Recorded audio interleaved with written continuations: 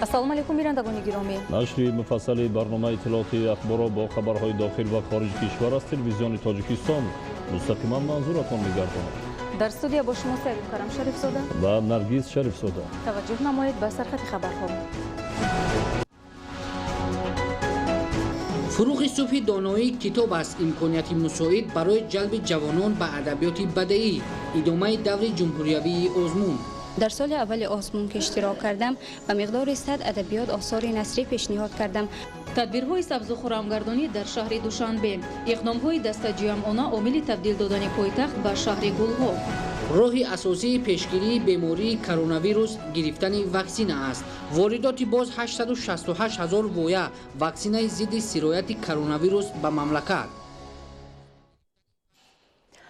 қарори раиси маҷлиси миллӣ маҷлиси олии ҷумҳурии Тоҷикистон дар бораи даъвати ҷаласаи якҷояи шашуми маҷлиси миллӣ ва маҷлиси намояндагони маҷлиси олии ҷумҳурии Тоҷикистон даъвати шашум мутобиқи моддаи 9 ва 24 қонуни конститутсионии ҷумҳурии Тоҷикистон дар бораи маҷлиси олии ҷумҳурии Тоҷикистон қарор мекунанд.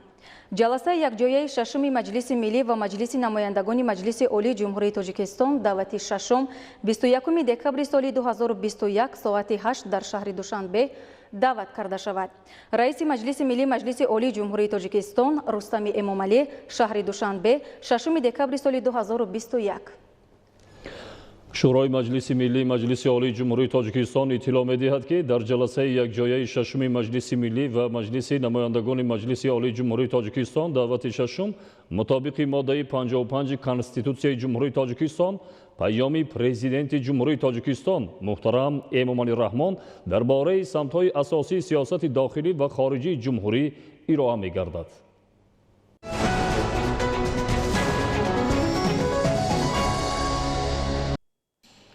озмуни ҷумҳуриявӣ фуруғи субҳи доноӣ китоб аст соли сеюм аст ки завқи сокинони мамлакат ва ҷавонону наврасонро ба китобхонӣ аз ёд кардани осор ва ашъори адибони классику муосири тоҷик зиёд намуд. соли гузашта дар даври ҷумҳуриявӣ озмуни фуруғи субҳи доноӣ китоб аст 310 нафар иштирок карда бошад. имсол 510 нафар иштирок менамояд. ба василаи озмуни ҷумҳуриявӣ фуруғи субҳи доноӣ китоб аст шавқи қишрҳои гуногуни ҷомеа новобаста аз сину сол ба китобхонӣ зиёд гардидааст. ба иттилои масъулини китобхонаи миллии Тоҷикистон нисбат ба чанд соли қабл шумораи нафароне ки ба китобхонӣ майлу рағбати зиёд пайдо карданд бештар гардидааст. ташкили ҳамин озмунҳо аз он ҷумла озмуни фуруғи субҳи доноӣ китоб аст имконият дод ки хонандагон не ҳамин китоб ҳамарӯза дар китобхонаи миллӣ зиёд шудааст. бештараш наврасон донишҷӯён буданд ки таваҷҷӯҳ ба китоб доштанд, меомаданд, мепурсанд, ҷустуҷӯ мекарданд. озмуни фуруғи субҳи доноӣ натиҷа дод ки хонандагони китобҳои бадеӣ бештар шаванд. агар соли гузашта дар даври ҷумҳуриявӣ озмуни фуруғи субҳи доноӣ китоб аст 310 нафар роҳ ёфтанд, имсол бошад ин шумора афзоиш ёфта ба 510 нафар расидааст. ман тӯли 3 сол аст ки дар ин озмун иштирок мекунам ва нисбат ба соли аввал миқдори адабиёт ва ҳамчунин осори назмии худро зиёд кардам ва бо як дастовизи хуб имрӯз мехоҳам ки дар озмун рақобат намоям. این سیاست زیرکانه پیشوای معظم ملت است که جوانان را به سوی آینده روشن و درخشان هدایت می‌سازد و همچنین این آزمون‌ها به مانند آزمون فروغ صبح دانایی کتاب است و علم فروغ معرفت فضیلت معنویات کشور ما هستند و درجه دانش کشور را نیز به درجه بلند می‌بردارد. در سال اول آزمون که اشتراک کردم به مقدار 100 ادبیات آثار نثری پیشنهاد کردم، همچنین 300 غزل، 234 رباعی، 300 بیت قصیده، 300 بیت داستان و 200 بیت دیگر نوع‌های شعری و سال به سال این مقدار ادبیات‌های مطالعه کرده خود را افزایش دادم و امسال با یک دستاویز خوب به آزمون آماده گردیدم. در قطار نمایندگان کسب و کار گوناگون امسال در دور جمهوری آزمون مذکور خوانندگان مؤسسه‌های تحصیلات میانه عمومی شهر و ناحیه‌های مملکت نیز اشتراک فعالانه دارند. با دستور سرور دولت محترم امامعلی رحمان در آزمون جمهوری فروغ صبح دانایی کتاب است اشتراک میکنم. من زیاده از 15,000 مصرع شعری، 140 کتاب، 600 افسانه، اینچنین چیستان، لطیفه، تزگویک، ضرب المثل، 100 غزل ezber نمودم. به همسالان خود توصیه میدهم که رو به کتاب برند، زیرا کتاب دوست معرفت و دشمن ظلمات است. هر کی کتاب میخواند آینده اش درخشان است و نطق برو پیدا میکند. از روی نومیناسیون چهارم خواندن و اذیت کردن آثار ادیبان جهان اشتراک میکنند. در دور ولایتی من جای اول را گرفته به دور جمهوری راحت یافتم و خواهانم که در دور جمهوری هم جای نمایان را اشغال کنم. وقتی که آزمون فروغ صبح دانایی تشکیل کرده شد، ذوق و هوس ما بیشتر به کتابخوانی سر شده. ما بیشتر کتاب‌های از روی نومیناسی که به ما داده شده آنها را خوانده دانش ثقل داده. баргузории озмуни ҷумҳуриявии фуруғи субҳи донои китоб аст барои худшиносию бедорӣ ва тафаккури насли имрӯзу оянда аҳамияти муҳим дошта онҳоро барои шинохти таъриху фарҳанг ва ҳифзи арзишҳои миллӣ роҳнамоӣ хоҳад кард. манучери сулаймон, баҳодури қурбон, баҳодури ҳасан, ахбор. идомаи ахбор. бо мақсади самгузорӣ дар сарсабзии пойтахти мамлакат шаҳри душанбе аз ҷониби кормандони вазорату идораҳо ва корхонаҳо дар саҳн ва шафати биноҳои маъмурӣ ва хизматрасонӣ корҳои сабзу хуррамнамоӣ ба роҳ монда шудааст. рӯзҳои истироҳат дар кӯчаҳои пойтахт ба таври ҳашар гулу бутаҳои гуногун мешинонанд. бо анҷом додани корҳои ободонӣ ва дар ин замина беҳтар кардани фазои экологӣ ва тозаву озода нигоҳ доштани пойтахти мамлакат шаҳри душанбе кӯчаву хиёбонҳо ва мавзеъҳои фароғатии гулпӯшу назаррабо гардидааст. риояи корҳои агротехникӣ дар шиноидани ниҳол ва гулу бутаҳо махсусан дар мавсими мувофиқ боис мегардад ки оянда нашъунамои бенуқсони онҳо таъмин карда шавад. дар доираи дастуру супоришҳои раиси шаҳри душанбе муҳтарам Рустами Эмомалӣ бо мақсади саҳмгузорӣ дар сарсабзии пойтахти мамлакат шаҳри душанбе аз ҷониби кормандони вазорату идораҳо ва корхонаҳо дар саҳн ва шафати биноҳои маъмурӣ ва хизматрасонӣ корҳои сабзу хуррамнамоӣ ба роҳ монда шудааст. ин тадбири экологӣ имкон фароҳам меорад ки дар баробари зебову назаррабо гардидани шафати роҳ ҳамчунин муҳити зист низ тозаву озода нигоҳ дошта шавад. шиноидани ниҳол, гулу бутаҳо ва сам гузоштан дар ободии маҳал амали неки инсонӣ буда ин шабу рӯз сокинон иқдоми мазкурро ба таври дастаҷамона анҷом медиҳанд. барои зебою назаррабо гардидани кӯчаву хиёбонҳо ва гулгаштҳо навъҳои гуногуни гулҳои ороишӣ шиноида шуд ки ба фасли зимистон мутобиқанд. ободу зебо намудани кӯчаву хиёбонҳои шаҳр ба зебоипарастии аҳолӣ мусоидат намуда ба рушди сайёҳӣ низ замина мегузорад. дар ин рӯз аз ҷониби масъулин 21 000 нави гули лола ва 30 000 гули мавсимии виола шинонида шуд. пойтахти мамлакат шаҳри душанбе имрӯз ба шаҳри гулҳо табдил ёфтааст ва ҳар нафар бо дидани ин зебоиҳо рӯҳу илҳоми тоза мегирад. дар доираи иқдомҳои ободонӣ ва сабзу хуррамгардонӣ дар назди биноҳои маъмуриву таълимӣ масъулин ба маъракаи ободонӣ диққати махсус зоҳир намуда дар ин самт корҳо вусъат меёбад. манучери сулаймон, баҳодури қурбон, баҳодури ҳасан, ахбор. барои ҳалли мушкилоти иҷтимоии сокинон ва таъмини инфрасохтори лозима бо дастгирии мақомоти иҷроияи ҳокимияти давлатии шаҳри Кӯлоб дар маҳаллаи навбунёди ба номи Абдураҳмони Ҷомӣ навсозии роҳи маҳаллӣ оғоз гардид. тибқи нақша сокинони ин маҳаллаи навбунёд бо оби тозаи нӯшокӣ низ бояд таъмин карда шавад. идомаи мавзӯъ дар гузориши Сайҷафари Маҳмадалӣ ва Хуршеди Нодирхон. дар шаҳри Кӯлоб масофаи умумии роҳҳои автомобилгард беш аз 223 километр аз ҷумла 18 километр роҳи байналмилалӣ, 26.1 километр роҳи аҳамияти ҷумҳуриявӣ ва қариб 180 километр роҳҳои аҳамияти маҳаллӣ дошта ташкил медиҳад. бо дастгирии ҳукумати ҷумҳурии Тоҷикистон амалӣ гаштани лоиҳа ва саҳми соҳибкорон ба ифтихори ҷашни 30 солагии истиқлолияти давлатии ҷумҳурии Тоҷикистон қисмати зиёди роҳҳои ҳудуди шаҳр пурра аз навсозӣ карда шуд. дар идома аз чунин корҳои созандагӣ ва татбиқи дастуру супориши асосдори сулҳу ваҳдати миллӣ пешвои миллат президенти ҷумҳурии Тоҷикистон муҳтарам Эмомалӣ Раҳмон оид ба таҳкими вазъи инфрасохтори деҳот барои ҳалли мушкилоти иҷтимоии сокинон бо дастгирии мақомоти иҷроии ҳокимияти давлатӣ дар маҳаллаи навбунёди ба номи Абдураҳмони Ҷомии шаҳри Кӯлоб аз навсозии роҳи маҳаллӣ оғоз гардид. дар асоси муроҷиати сокинон ба мақомоти иҷроии ҳокимияти давлатӣ дар ин маҳаллаи навбунёди шаҳр дар баробари роҳ мушкилоти норасоии оби нӯшокӣ низ бартараф карда мешавад. маҳаллаи ба номи Абдураҳмони Ҷомӣ дар қисмати болоии шаҳри Кӯлоб дар як мавзеъи кӯҳдоманд ҷойгир аст. ба ин хотир роҳи برای قبلی بگذراندن کارهای زمینی از نو تخت و هموار و برای بخطری حرکت واسطه‌های نقلیات پهنایی آن وسیع و در بعضی قسمت‌ها سطح راه به مراتب پس کرده می شود. در این محله نوبنیاد عین زمان با سبب مشکلات راه و نارسایی آب بیش از 50 عائله به سر میبرند. بعد ساختمان راه به اندیشه ساکنان این محله نیز آباد و برای ساکنان شرایط ارزنده زندگی فراهم آورده می شود. طبق نقشه چهاربینی مقامات اجرایی حکومت دولتی و عملی گشتن برنامه رشد اقتصادی و اجتماعی شهر باید مرحله به مرحله در چنین محله‌های نوبنیاد اینفراساختور لازمه تامین و هر یک گوشه شهر آباد و زیبا کرده شود. бунёдкорӣ дар ноҳияи нуробод вусъат меёбад. ин навбат дар маркази ҷамоати деҳоти ҳакимии ноҳия 5 иншооти гуногун аз ҷумла нерӯгоҳи хурди барқи обӣ, маркази савдо ва дигар иншооти хизматрасонӣ сохта ба истифода дода шуд. дар деҳаи сарипулаки ҷамоати деҳоти ҳакимии ноҳияи нуробод бо мақсади таъмин намудани истиқоматкунандагон бо қувваи барқ нерӯгоҳи хурди барқи обӣ сохта мавриди истифода қарор дода шуд. акнун 130 хоҷагӣ бинои ҷамоат, беморхона ва шӯъбачаи вазорати корҳои дохилии ҷумҳурии Тоҷикистон дар маркази ҷамоати ҳакимӣ бо қувваи барқ таъмин карда шуданд. нерӯгоҳи хурди барқи обӣ бо саҳми соҳибкори маҳаллӣ Баҳром Қаноатов сохта шудааст.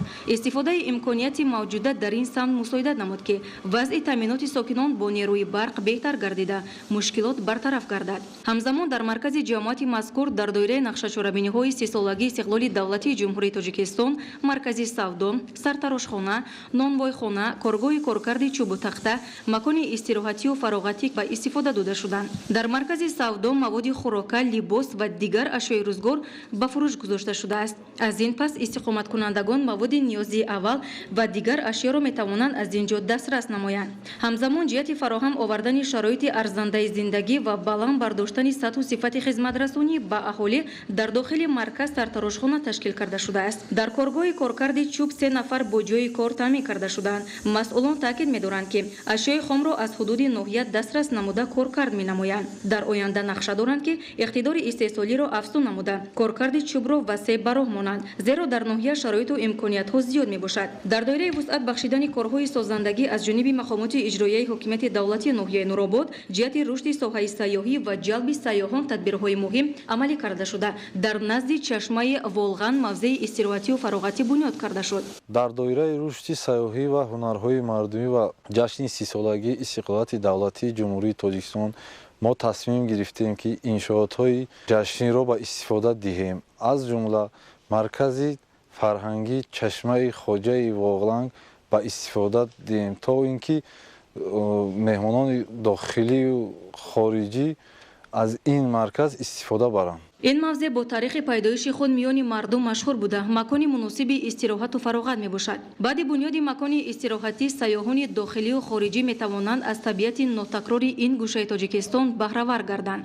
бояд зикр намуд ки давоми солҳои соҳибистиқлолӣ бо дастгирии ҳукумати мамлакат ва саҳми соҳибкорони ташаббускор марказ ва ноҳияи нуробод ободу зебо гардида иншооти зиёди гуногун таъинот сохта мавриди истифода қарор дода шуданд. дар натиҷа шумораи зиёди сокинони маҳаллӣ бо ҷои кор таъмин карда шуда сатҳу сифати зиндагии мардум беҳтар ва хизматрасонӣ ба сокинон баланд гардид. самараноку оқилона истифода бурдани нерӯи барқ ва пардохти саривақтии маблағи барқи истифода шуда нишонаи фарҳанги баланд ва масъулияти шаҳрвандии ҳар як сокини мамлакат ба ҳисоб меравад.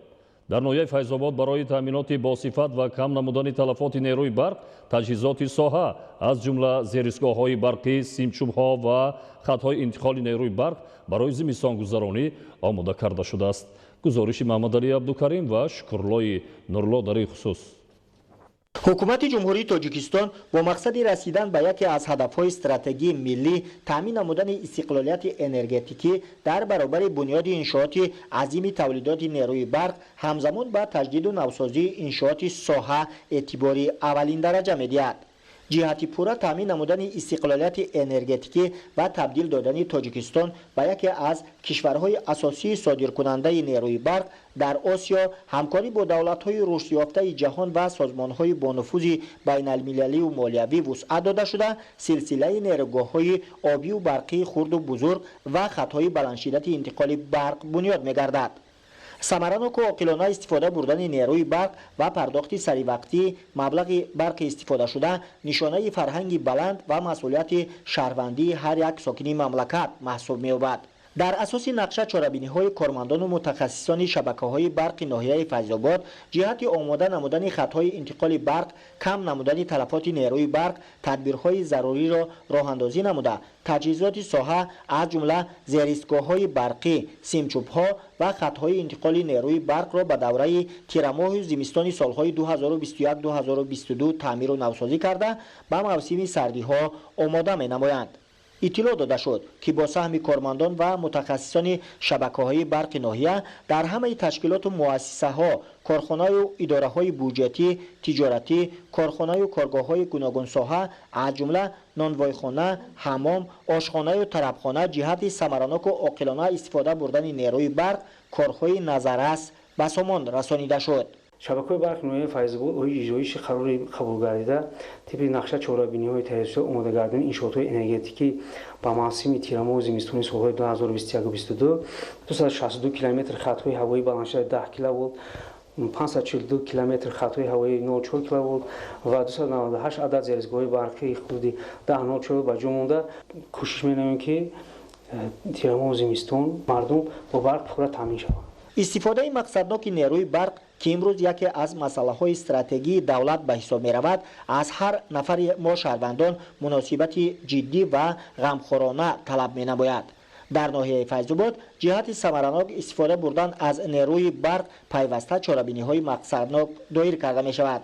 در دایره برگزاری چنین چاره‌بینی‌های مقصدناک از جانب کارمندان و متخصصان شبکه‌های برق ناحیه فیض‌آباد کارهای نظررس به سامان رسانیده شد. نسبت سال 2020 همین ماه اکتبر مصرف برق 1 میلیون کیلووات کم مردم استفاده بوده است که این هم به بودجه هر یک خود مشتری فایده آور است، هم به کارخانه‌ای که صنعتشون بسیارتر تکمیل می‌نماید. استفاده صرفه‌کارانه نیروی برق تولید گردیده از جانب هر یک مشتری برای باز هم بلند برداشتن استحصال محصولات و رشد ساحه صنعت تاجیکستان صاحب استقلال مساعدت خواهد کرد. محمد علی عبدالکریم، شکرالله نورالله، فیض‌آباد اخبار.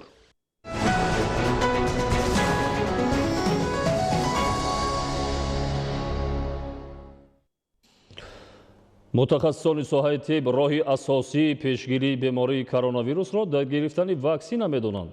اقدام‌های حکومت جمهوری تاجیکستان در سمت وارد کردن واکسن نظررس بوده برای حفظ سالمی ساکنان تدبیرهای تأخیرناپذیر عملی می‌گردد. در همین زمینه باز 868,000 وایه واکسن ضد سرایت کرونا ویروس به مملکت وارد کرده شد. گزارش در این خصوص. با مقصد فراگیری اهالی جمهوری تاجیکستان با ایمونیزاسیا ضد بیماری فراگیر کرونا ویروس کووید 19 اقدامات عملی حکومت جمهوری تاجیکستان ادامه دارد.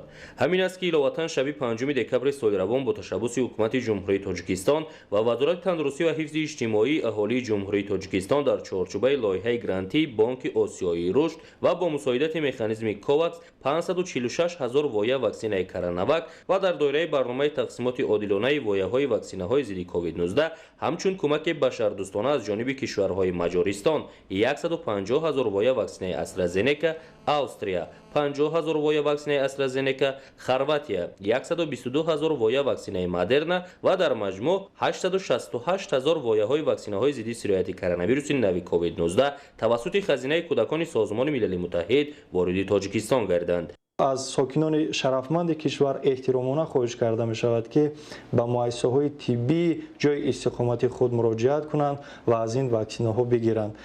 تنها به تنها واکسن می تواند که ما را از عاقبت های ناخوش این بیماری یعنی بیماری کرونا ویروس امین نگاه دارد. طور ذکر گردید وارد گردن وایه‌های واکسن‌های مذکور برای باز هم جانب نمودن معرکه ایمونیزاسیا بر ضد سرایت کووید 19 در میان ساکنان کشور مساعدت خواهد نمود. باید گفت که از آغاز معرکه ایمونیزاسیا بر ضد سرایت کووید 19 تا به امروز در حدود کشور 3,118,210 نفر یا 53.5% با وایه یکم، با وایه دوم 2,641,449 نفر یا 45.3% با واکسیناسیون ضد سرایت مذکور فرا گرفته شدند. مورد به ذکر است که تا به امروز به تاجیکستان 7,705,200 وایه واکسینه ضد بیماری کووید 19 وارد گردیده است. تجربه جهانی ثابت نمود که گذاشتن از واکسیناسیون ضد دلخواه بیماری زمینه امین ماندن از گرفتاری به مریضی ها بوده. با اقرار متخصصان ساحه در شرایط ادامه داشتن مبارزات جامعه بشری با بیماری کرونا ویروس یگانه راه ریشه‌کن نمودن آن گرفتن واکسن می باشد. بنابراین از ساکنان مملکت دعوت به عمل آورده می شود که در حفاظت صحتی خود بی‌طرف نباشند. وضع جامعه جهان ثابت می نماید که سرایت کووید 19 در سال 2021 مراتبه های زیاد شکلش تغییر یافته در اکثر دولت های جهان با شدت پهن می گردد. طوری از وزارت تندرستی و حفظ اجتماعی اهالی اطلاع دادند در مملکت مدت دوام شبانه روزی آخر حالت های نوی سرایت کووید 19 به قید گرفته نشده است. زلفیه رحیمزاده معلوماتی بیشتر می دهد. متخصصان ساحه طب جهان به آن نظرند که علامت‌های شکل نوی ویروس که با نام اومیکرون در اکثر دولت‌های افریقا، اروپا و ایالات متحده آمریکا به قید گرفته شده‌اند با علامت‌های کووید 19 که در سال 2019 به قید گرفته شد همانند، ولی تاثیر رسانی به ارگانیسم انسان با شدیدیت بلند و پهنشوی با سرعت آن فرق می‌نماید. در 35 دولت‌های دنیا به قید گرفته شده است. لکن این به قید گرفته شده این معنی ندارد که اون نهایت پهن شده است. بسیارتر از افریقا سر شد افریقا، لکن در هم اروپا هم در شتات‌های متحده آمریکا به قید گرفته شده ایستاده است. در تاجیکستان یگان واقعه پیدا نشده است. وضع اپیدمیولوژی اویدی با کووید 19 در جمهوری تاجیکستان معتدل می باشد. بنا به اطلاع تشکیلات عمومی جهانی تندرستی، پهنشوی با سرعت کووید 19 و شکل‌های متاصیل شده آن تنها در آن صورت برطرف کرده می شود که حداقل 80% اهالی کره زمین واکسن گذرانیده شوند. از اینجاست که با تشبث حکومت جمهوری تاجیکستان و دستگیری شریکان عاید به رشد در چهارچوب مکانیزم جهانی دسترسی عادلانه به واکسن ها به تاجیکستان مرحله به مرحله واکسن ها وارد گردیدند. پیشگیری چی کووید 19 و دیگر نمودهای متاصی که این ویروس گذاشته است همش یخیله می باشد. روند واکسن گذرانی در این روزها در تمام مؤسسه‌های کمک اولیه طبی و مرکزهای سلامتی شهر و ناحیه‌ها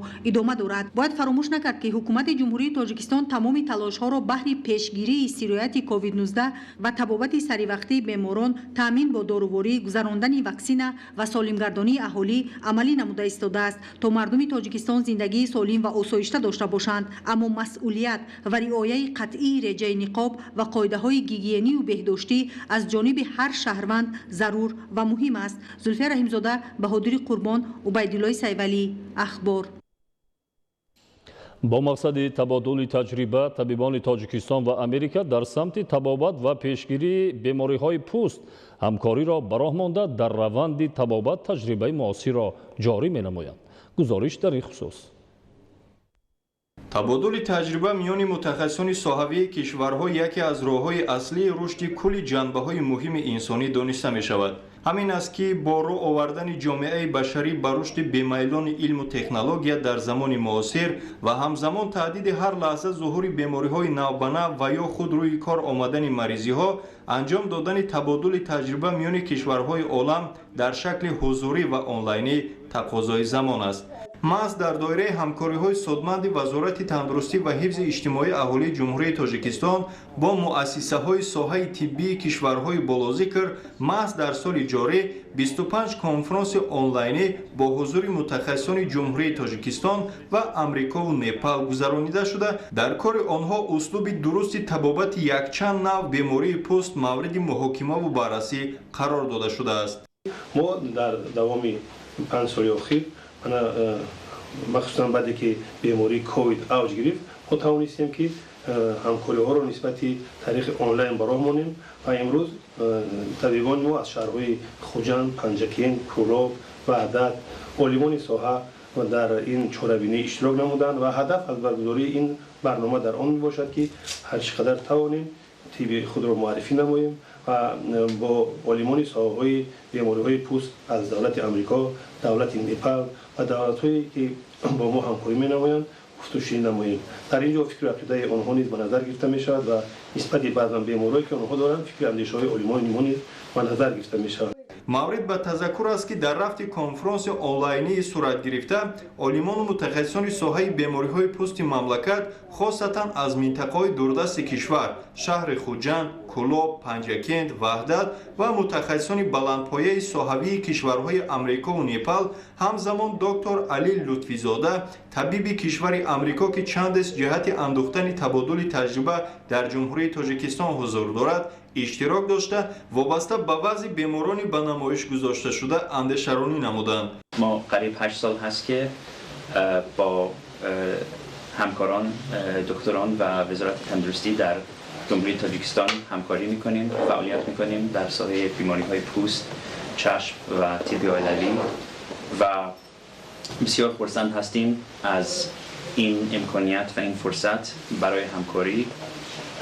мақсади ин барномаҳое ки имрӯз дар ҳамин беморхонаи шаҳрии бемориҳои пӯст баргузор шуд رساندن خدمات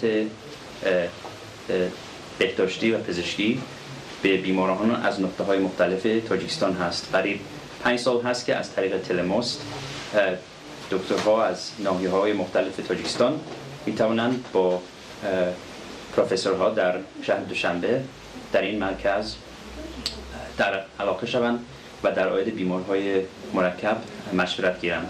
متخصصان بر آن باور هستند که صورت گرفتن چنین چورابینی‌ها زمینه از بین رفتن مشکلات در طبابت و معاینه بیماری‌ها می‌گردد.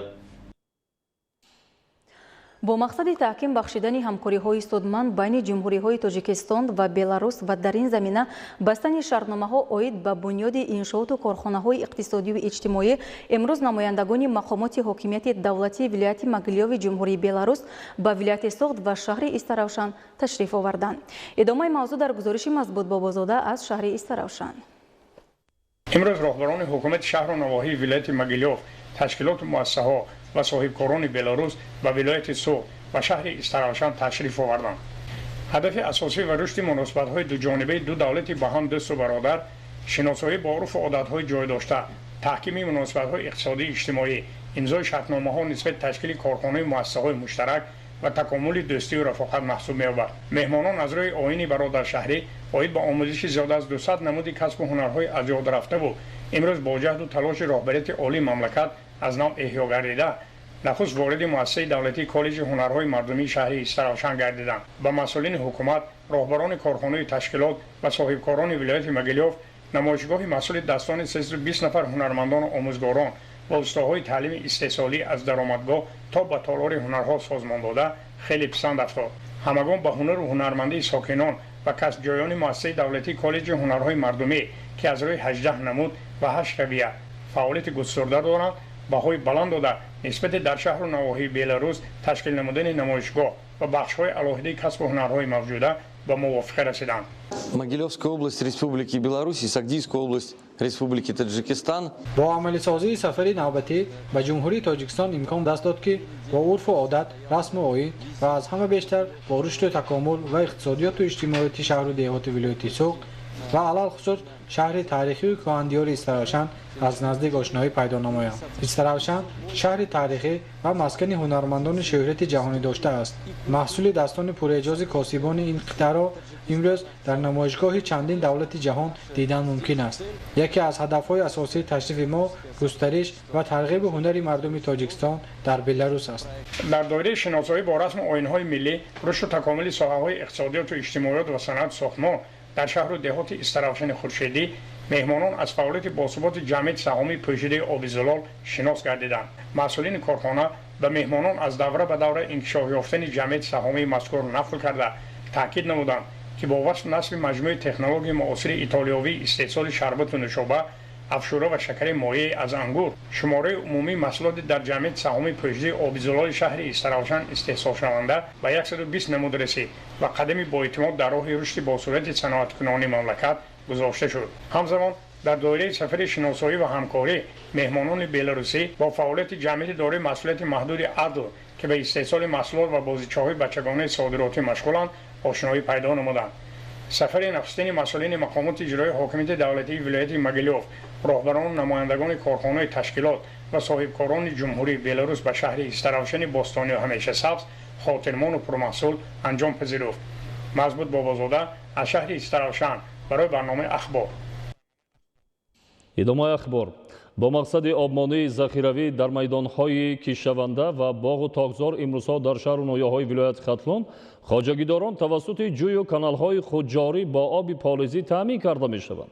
همزمان تدبیرهای مربوط به این ایام از جمله تازه کردن زهکش و شدگاری زمین‌های از حاصل خالی گشته وسعت داده می‌شود.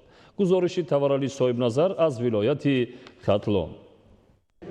امروزها در شهر و نواحی ولایت ختلون کشاورزان و خواجگیداران کارهای موسمی را در صحرا وسعت بخشیده جهت انجام دادن با صفت عملهای مربوطه از تمام شرایط و امکانات موجوده مقصدناک استفاده می‌نمایند. با نظرداشت وضع باد و هوا کشاورزان با توصیه عالمان و متخصصان ساحه در زمین‌های کشتشونده و میدان‌های پرورش زراعت‌ها آبمانی ذخیروی را انجام داده این عمل را بهر انکشاف زراعت و فراوان حاصلی مهم ارزیابی می‌نمایند.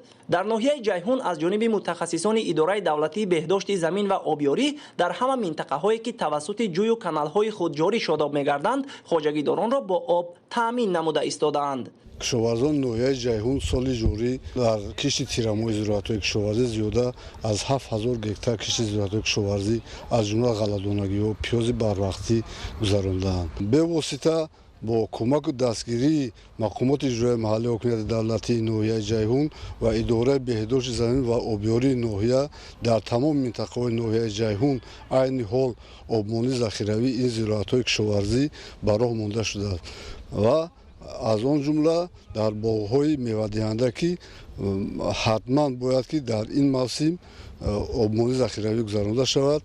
کارها در این سمت رفته ایستادند. با باوری پورا گفته میتوانم که از گذراندن این کاری نهایت مهم اگرتکنیکی در آینده حاصل فراوان به دست آورده در تامین امنیت عضوخوار کشور سهم خود را میگذاریم. طور متخصصان ابراز داشتند تجربه چند سال اخیر ثابت نمود که آبمانی ذخیروی میدان‌های کشت زراعت گوناگون و باغ و تاکزار به آن مساعدت می‌نماید که صفت و حجم استحصال محصولات بلند برداشته شود. به این خاطر طبق نقشه چاره‌بینی‌های مقامات اجرایی محلی حاکمیت دولتی ولایت ختلون روند کارهای موسمی در همه شهر و ناحیه‌ها از جانب شخصان مسئول زیر نظارت گرفته شده بهر دسترسی کشاورزان با آب پالایزی تمام تدبیرهای لازمه اندیشیده می‌شود. در این برابر با مقصد بهداشت حالت ملیوراتیوی زمین‌ها متخصصان اداره دولتی بهداشت زمین و آبیاری با استفاده از تکنیک و دیگر مکانیزم‌های ساحه کندن و تازه نمودن زهبر و زهکش‌ها را وسعت می‌بخشند. یکی از تدبیرهای مهم این ایام سر وقت تازه کردن میدان‌های پختزار از غوزه‌پایه به حساب می‌رود که در این سمت نیز چاره‌های مشخص اندیشیده شده تکنیک‌های ساحه سفربر کرده شدند. متخصصان ساحه کشاورزی شدگاری با صفت را از عامل‌های مهم ثمره‌ناکی استفاده زمین‌های کارم دانسته جهت انجام این تدبیر استفاده تکنیک‌های تسمه‌چرخ شدگار کننده را توصیه می‌دهند. امروزها در ناحیه دوستی ما 17 عدد تراکتورهای تسمه‌چرخ داریم که این زمان 12 عدد پورا با کار آماده می‌باشند.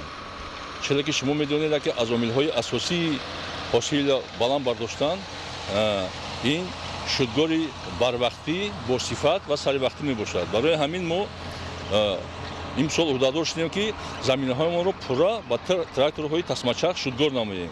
طبق اطلاع مسئولین شعبه بازرسی نظارت دولتی تکنیک‌های کشاورزی جهت انجام با صفت و سریع شدگاری میدان‌های کشتشونده عین زمان در ولایت ختلون زیاده از 380 عدد تکنیک‌های تسمه‌چرخ به صحرا سفربر کرده شدند. قابل ذکر است که برابر وسعت کارهای موسمی همزمان امروزها کشاورزان ختلانی به جمع‌آوری حاصل زراعت‌های گوناگونی در کشت تکراری پرورش گردیده مشغول بوده با این وسیله در تامین فراوانی بازار استعمالی حصه ارزنده خود را می‌گذارند. با مقصد رعایت درست آبشوی‌کنی زمین‌های شور در کوپراتیو تجارتی دولتیار جماعت دهات کلنینی ناحیه عبدالرحمن جامی مشورت عملی آموزشی با اشتراک عالمان و متخصصان و کشاورزان دایر کرده شد. عالمان سبب اساسی این حالت را در ناحیه عبدالرحمن جامی 17-18 متر از سطح آب دریا پست بودن زمین‌های ناحیه معنی داد می‌نمایند. бинобар ин таи чанд соли охир бо иқдоми агентии давлатии беҳдошти замин ва обёрии назди ҳукумати ҷумҳурии тоҷикистон раёсати беҳдошти замин ва обёрии вилояти хатлон бо иштироки олимон ва мутахассисони идораи давлатии беҳдошти замин ва обёрии минтақаи бохтар, ассотсиатсияи истифодабарандагони об ва хоҷагиҳои деҳқонии ноҳия чунин машварати амалӣ омӯзишӣ баргузор мешавад ки он ба манфиати кор мебошад. олимон бар он назаранд ки обшӯйкунии заминҳои шур, яхобмонӣ, риояи меъёрҳои обмонӣ, тоза кардани заҳбуру заҳкашҳо омили асосии ғанӣ гардонидани замин мебошад ки амалигардии ин корҳо афзалият дорад. дар минтақаи гармӣ ҷойгир ҳастем, хоҳем нахоҳем ин омили шуршавии заминҳо ба чашм мерасад ва сабаби асосӣ яъне ки ба шӯрнокӣ дучор шудани заминҳо кадом омилҳо ҳастанд? Яъне ки омилҳое ҳастанд, омилҳои табиӣ ва омилҳои яъне ки инсонӣ ҳастанд. заминҳо омилҳои гуфтам табиӣ ин дар натиҷае ки заминҳои кишоварзӣ дар назди кӯҳҳо ва қаторкӯҳҳо ҷойгир ҳастанд, назди кӯҳҳо ҳастанд. мо накоем дар вақте ки яъне ки борону барф меборад, ҳамин яъне ки дар таркиби ҳамин кӯҳҳо яъне ки намакҳо ва минералҳои ҳастанд ки онҳо намак дар таркиби надоранд ва ин албатта омили яъне ки пайдоиши шӯршавии хоку ҳастанд. омили дигараш ин ба воситаи шамол, яъне ки омилҳои табиӣ ба воситаи шамол ҳам яъне ки шӯрнокии хок дар заминҳо мерасад. аз рӯи дастуру тавсияҳои олимон дар самти маданияти истифодабарии обу замин, обшӯйкунии заминҳои шур, яхобмонӣ, беҳтар гардонидани ҳолати мелиоративии заминҳо, иштирокчиёни машварати амалии омӯзишӣ баҳравар шуда дар ноҳияҳои хеш ин тавсияҳоро амалӣ мегардонанд.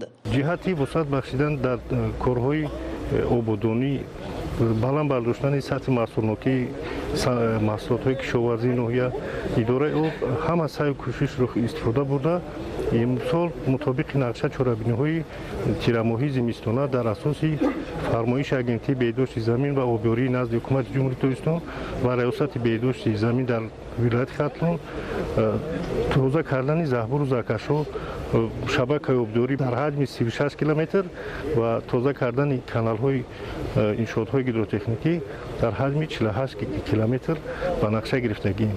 тавре мутахассисон иброз доштанд, обмонии захиравӣ ба қатори дарахтони боғот намро нигоҳ дошта ҳашароти зиёноварро нест мекунад ва пеши роҳи гулкунии саривақтии дарахтонро мегирад ки ин манфиатовар арзёбӣ мегардад. таварали соҳибназар, Парвизи Сафар, Искандари Саид аз вилояти Хатлон барои барномаи ахбор. дар заминаи иқдомҳои ҳукумати ҷумҳурии тоҷикистон ва гардидани имтиёзҳои андозиву гумрукӣ барои рушди соҳаи чорводорӣ, паррандапарварӣ ва моҳипарварӣ дар мамлакат имконияти васеъ фароҳам оварда шудааст. дар шаҳру ноҳияҳои вилояти Суғд имтиёзҳои давлатии андозиву гумрукӣ ҳавасмандии соҳибкорону мутахассисонро барои мусоидат дар рушди босуръати соҳаи паррандапарварӣ зиёд намудааст.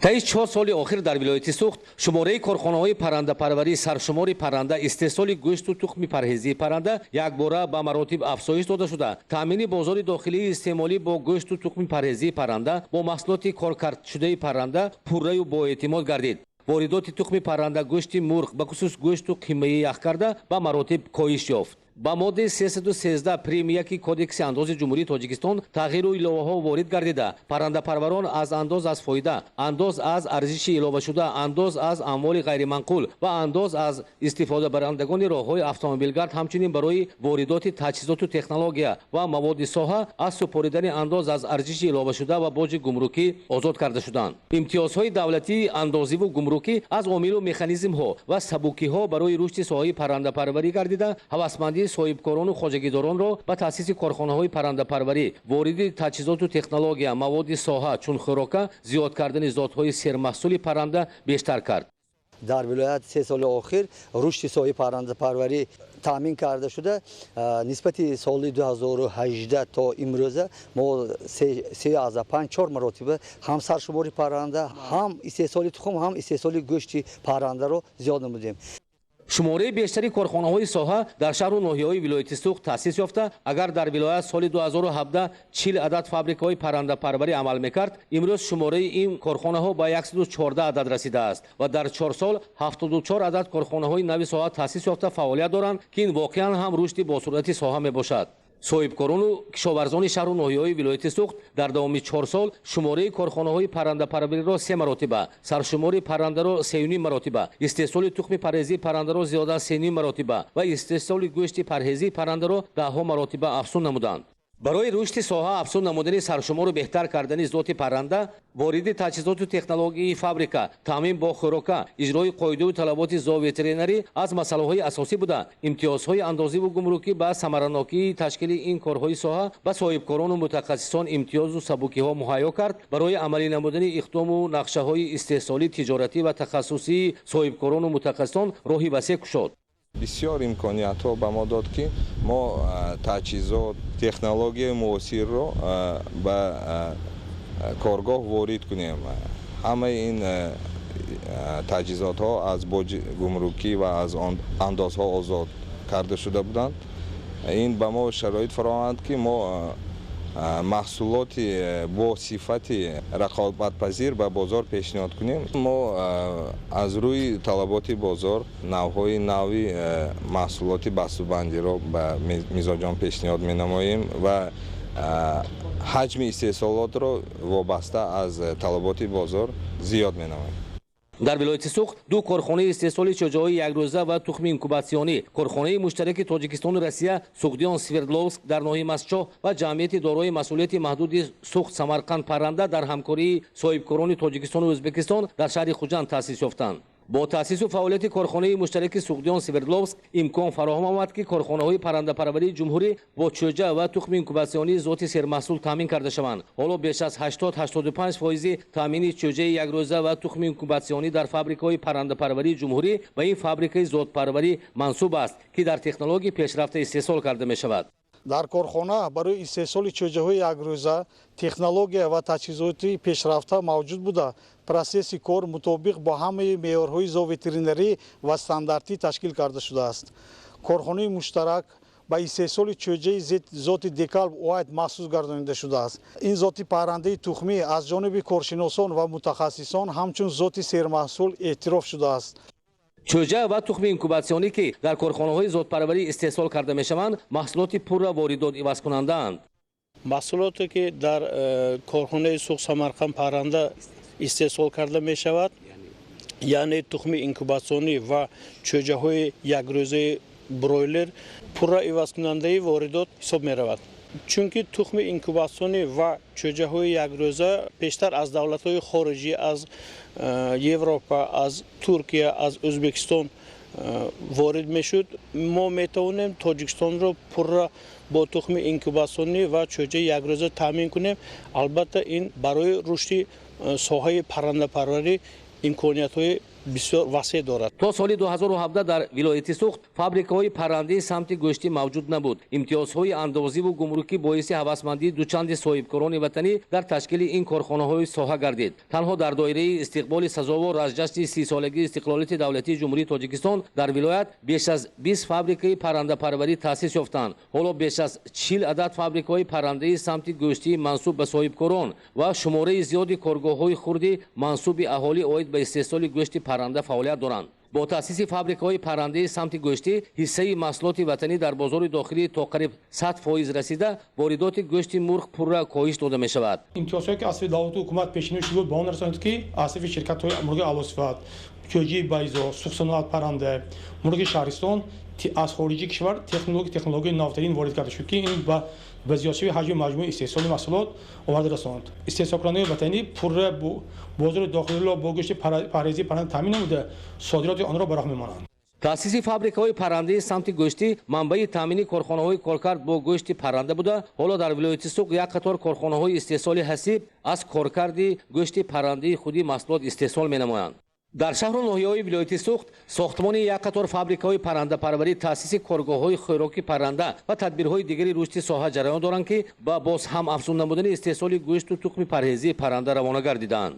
равзали раҳмон, Илёс Бобоҷон, вилояти суғд барои барномаи ахбор.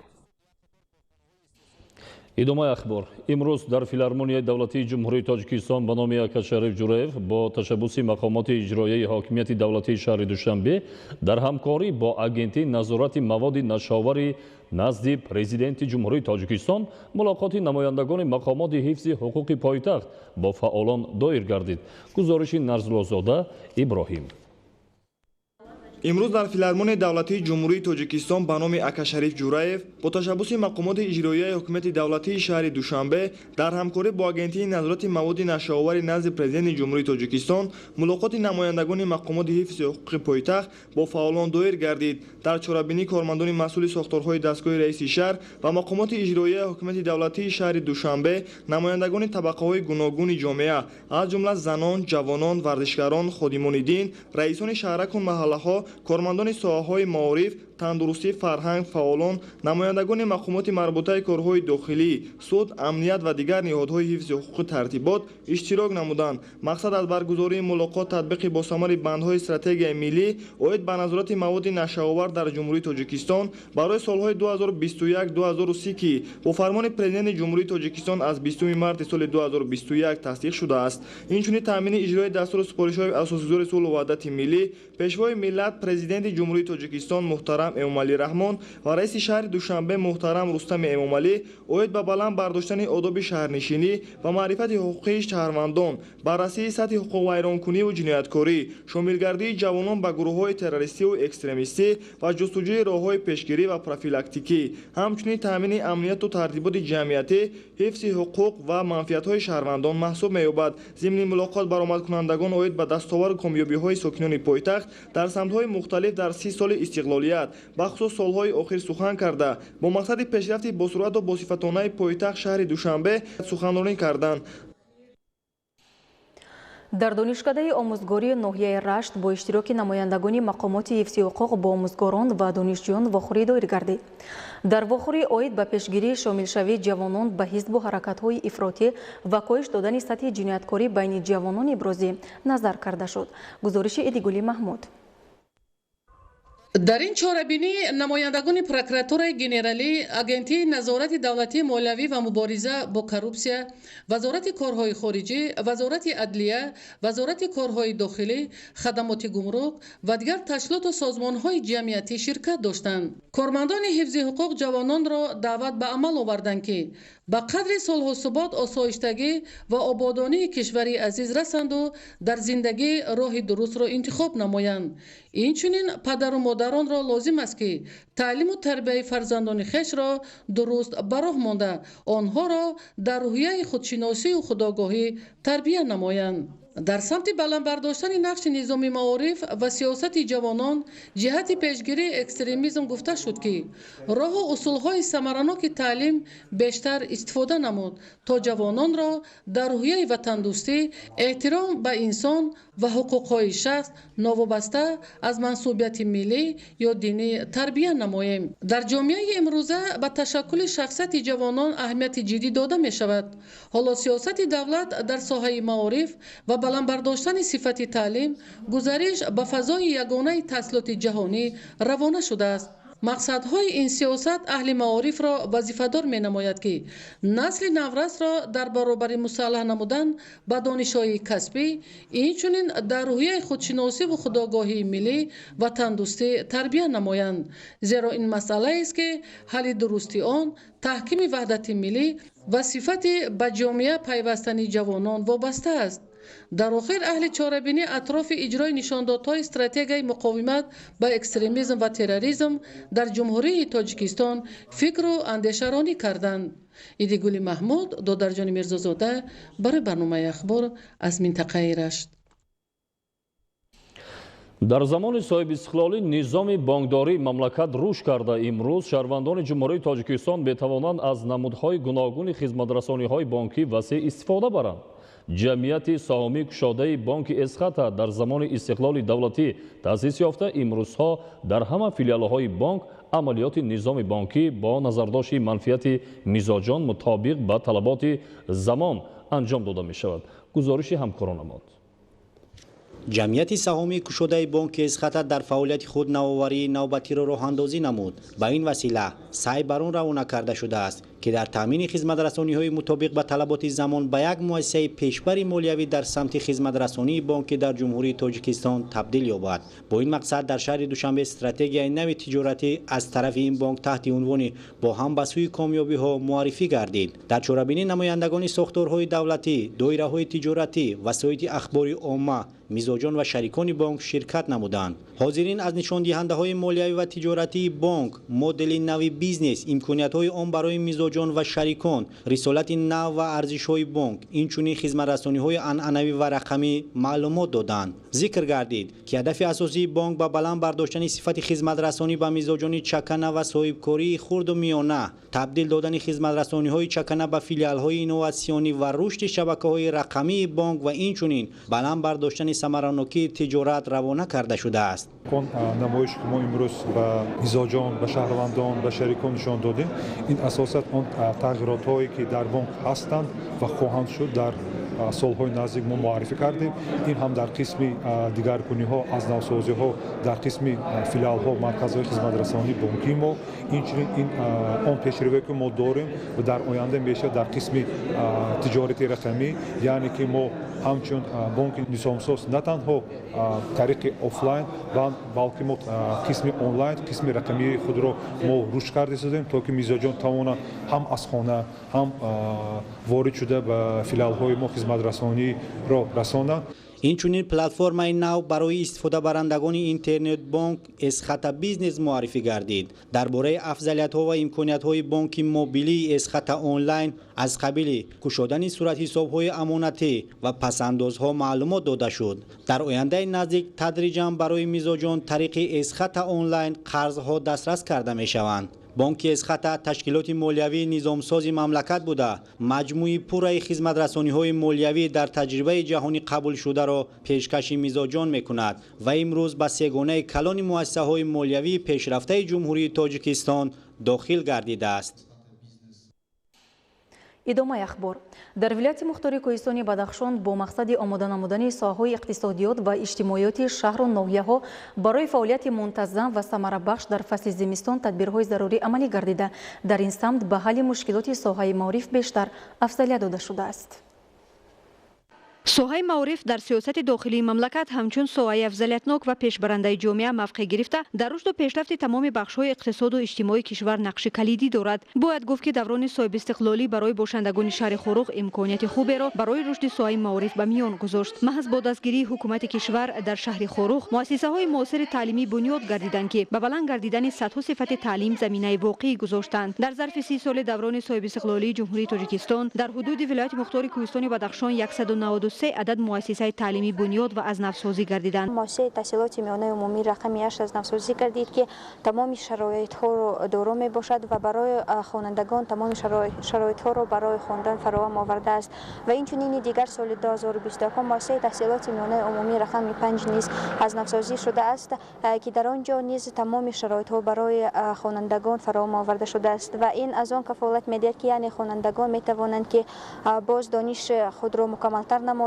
و همه این شرایط هایی که برای آنها مهیا کرده شده هستند از آنها استفاده برده می توانند که در آزمون های جمهوریوی و بین المللی سزاوار جاهای نمایان گردند. مطابق با اطلاع شعبه معارف شهر خروق عین زمان در شهر 15 مؤسسه تعلیمی فعالیت دارند که صنفخانه های مؤسسه های تعلیمی با پورگی با گرمدهی بوغی تامین می باشند که با تامین گرمی در فصل سرما مساعدت خوب خواهد نمود. این است که در دوره زمستان امسال خوانندگان در صنفخانه های گرم و برهوا به تحصیل فرا گرفته خواهند شد. مؤسسه دولتی تعلیمی مکتب پرزیدنتی برای خوانندگان بالایوقت جهت پس سر نمودن زمستان سالهای 2021-2022 از تمام امکانیت‌ها استفاده برده ایستاده است. عین زمان 40 صنفخانه که در آن 976 خواننده تحصیل علم دارد با سیستم متمرکز گرمدهی پیوست شده توسط قوه برق صنفخانه‌ها گرم کرده می‌شوند. عین حال در مکتب قریب 976 طلبه تحصیل علم و دانش دارند.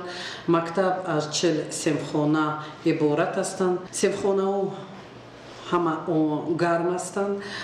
مکتب اینچنین دارای خوابگاه برای خوانندگانی که از منطقه های ولایت تحصیل علم دارند و مکتب و خوابگاه عین حال به سیستم عمومی مرکزی گرمدهی که به واسطه برق پورا جهازانیده شده است. خوابگاه و مکتب پورا گرم هستند. فراهم آوردن شرایط مساعد تحصیل برای نسل نورس امروزها یکی از هدف‌های اساسی دولت و حکومت کشور محسوب یافته. همه ساله بهر بدون مشکلات پس سر کردن زمستان در پیش ایستاده، شعبه معارف شهر خروغ از تمام امکانیت‌ها ثمرناک استفاده می‌نماید. حالا تامینات مؤسسه‌های تعلیمی شهر خروغ با نیروی برق به طور مرکزانیده شده، به راه مانده شده، صنفخانه و اتاق‌های مخصوص گردانیده شده، از گرمی تامین بوده خوانندگان در فضای گرم به تحصیل مشغول می‌باشند. بینندگان گرامی، در همینجا برنامه اطلاعاتی اخبار به انجام می‌رسد. با شما زندگی آباد و آسایش‌تر رو تمنا داریم. با برنامه‌های تلویزیونی تاجیکستان بمانید.